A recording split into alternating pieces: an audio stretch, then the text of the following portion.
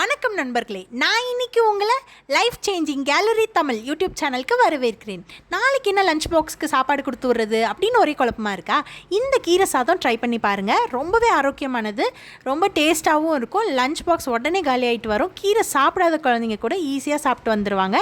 அதுக்கு நான் ஒரு 3/4 கட்டு பாலக்கீரை எடுத்திருக்கேன். இந்த மாதிரி 4லேருந்து 5 பல் பூண்டு எடுத்துக்கோங்க. அதை மிக்ஸி ஜாரில் பூண்டு பல் சேர்த்துட்டு இந்த மாதிரி கீரையை ஒரு 2-3 வாட்டி அலசிட்டு அந்த கீரையும் மேலே சேர்த்துக்கோங்க.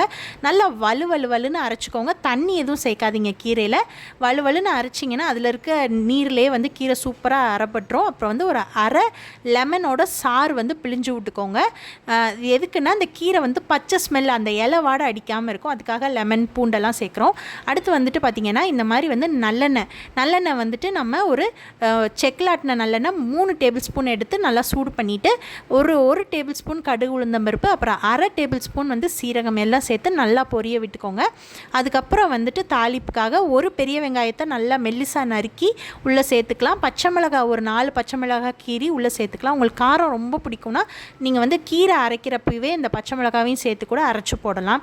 காரம் கம்மியாக வேணும்னா இந்த மாதிரி கீரி போட்டு நீங்கள் தாளிச்சிக்கலாம்.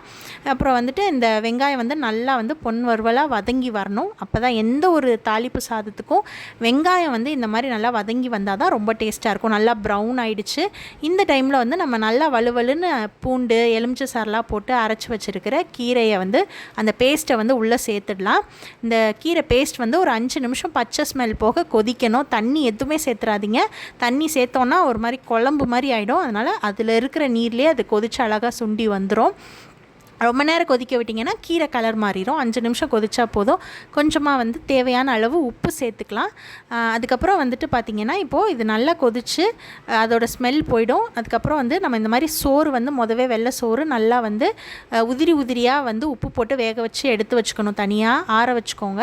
அப்புறம் மறுபடியும் அந்த லாஸ்ட்டில் ஒரு அரை லெமன் பிழிஞ்சு விட்டுக்கோங்க. திரும்பவும் அரை லெமன் பிழியணும். அதாவது மொத்தம் ஒரு எலுமிச்சம்பழ சாறு இதில் சேர்த்துருக்கோம். இப்போது இந்த கீரை சாறு நல்லா பச்சை வாடை போக சூப்பராக வதங்கி வந்துருச்சு. இப்போ இதை நம்ம எடுத்து வச்சுருக்கிற வெள்ளை சாதத்தில் போட்டு நல்லா கிளறி எடுத்துடலாம். இப்போ காலையில் நேரமாக இருந்தால் வெள்ளை சோறு முழுசாக ஆறி இருக்காது, கொஞ்சம் சூடாக தானே இருக்கும். அப்போ இந்த மாதிரி சின்ன கரண்டியை வச்சு இந்த மாதிரி நீங்கள் தாளித்து வச்சுருக்கிறத கிளறி எடுங்க. அழுத்தம் கம்மியாக இருந்தால் சோறு உடையாமல் நல்லா உதிரியாக சூப்பராக வரும். அதே மாதிரி எண்ணெயும் ரொம்ப கஞ்சத்தனம் பண்ணாமல் கொஞ்சம் சேர்த்து ஊற்றினோன்னா நமக்கு இந்த வெரைட்டி ரைஸ்லாம் நல்லா உதிரியாக சூப்பராக இருக்கும் சாப்பிட்றதுக்கு. இப்போ இந்த கீரை சாதம் நம்ம பேக் பண்ணி கொடுத்த அப்புறமே ஒரு மாதிரி ரொம்ப கலர் மாறாமல் ஒரு அளவுக்கு இந்த மாதிரி இருக்கும். இதுக்கு நான் சைடிஷ் முருங்கைக்காய் அப்புறம் மீல் மேக்கர் போட்டு கூட்டு கொடுத்து விட்டேன். உருளைக்கிழங்கும் இதுக்கு சைடிஷாக கொடுத்தா ரொம்பவே டேஸ்ட்டாக இருக்கும். பிடிச்சிருந்தால் லைக் பண்ணுங்கள், ஷேர் பண்ணுங்கள், சப்ஸ்கிரைப் பண்ணுங்கள். நன்றி.